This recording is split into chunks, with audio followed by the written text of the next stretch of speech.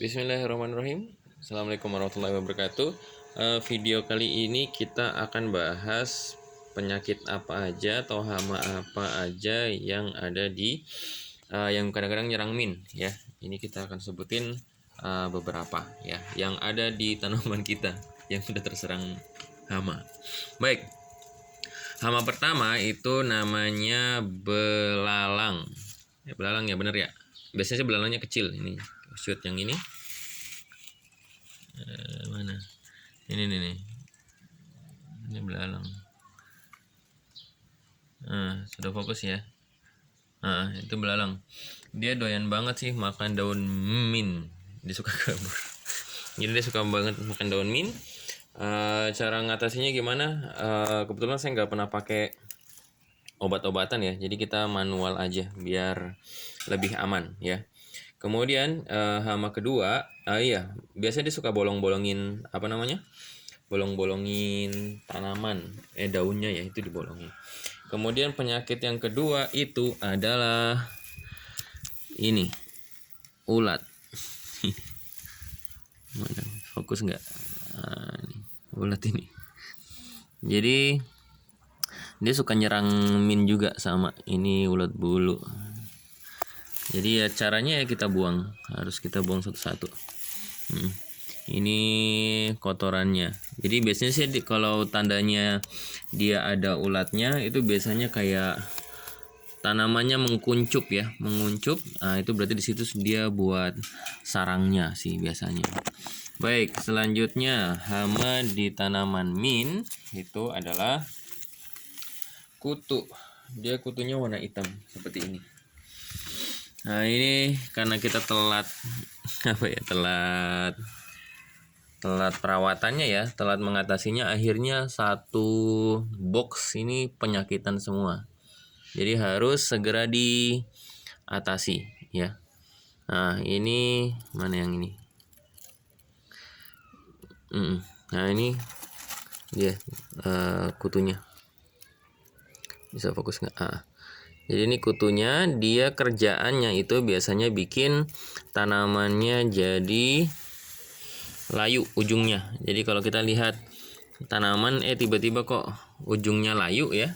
Nah, itu biasanya ada yang digigit sama kutunya ya. Jadi dia pucuk. Biasanya dia nyerangnya sih yang pucuknya. Jadi pucuknya akan layu.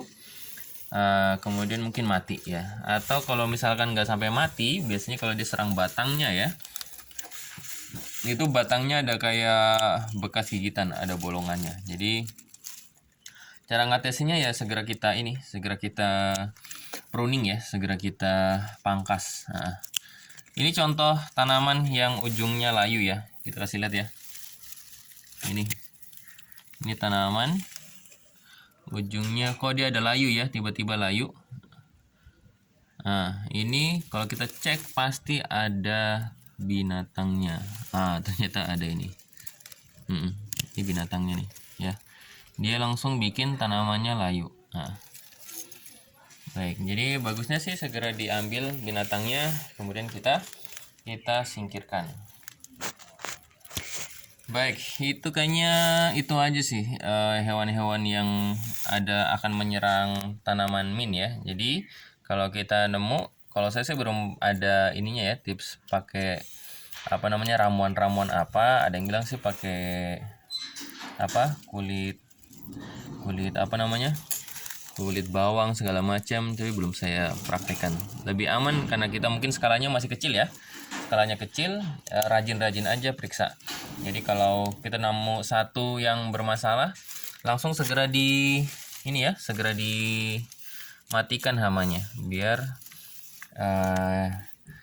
tidak menjalar. Karena yang kayak ini masih mending ya, nggak terlalu berhama ya. Ini juga nggak terlalu berhama, tapi ini yang saya nggak rawat betul ya. Ini sudah kuning dan isinya hama semua ya, jadi perlu perawatan ya, perlu diperhatikan. Jadi ini bedanya ya, ini yang nggak terawat, ini nggak terawat. Nah, ini yang masih muda ya, yang agak terawat